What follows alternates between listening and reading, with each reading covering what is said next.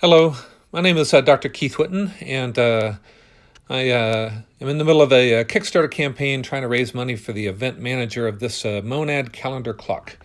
And today I want to talk about the date indicator. This is it right here, this red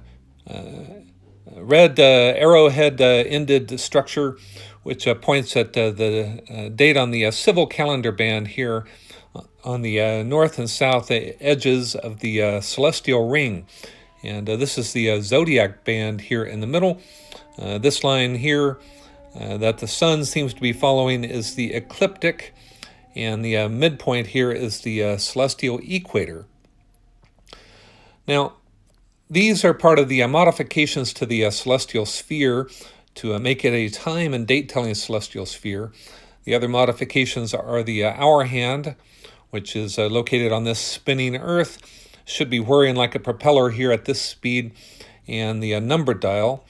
And note that the number dial is fixed, has a fixed orientation with the sun fixed at noon at the top of the number dial here.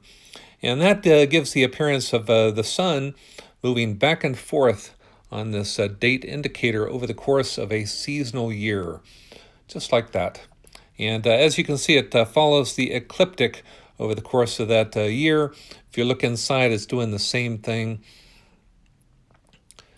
And what this is doing is it's translating the location of the sun, which is, for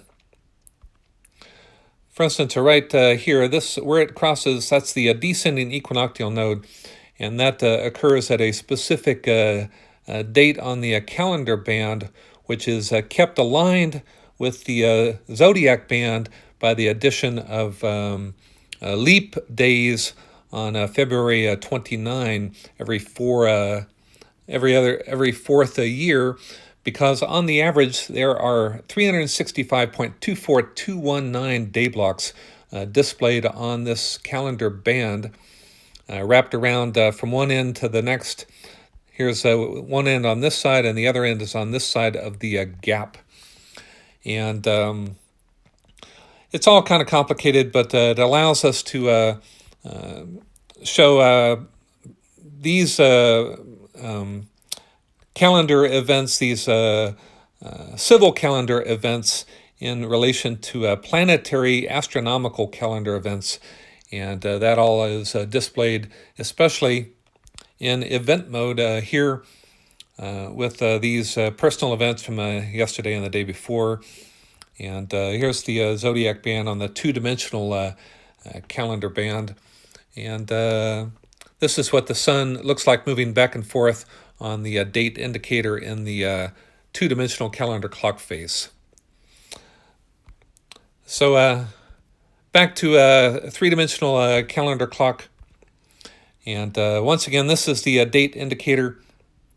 And I personally just like to watch that movement back and forth on the date indicator, the sun's meridian, and how that impacts the circle of illumination here on the Earth as it tilts above and below the central axis there over the course of a seasonal year.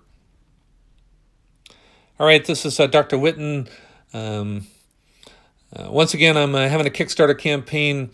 I'd love to build this out for you guys, add the event manager so that you'll use it every day and be reminded of our shared situation here on planet Earth with a living biosphere. These are the biorhythms of the biosphere you're looking at here.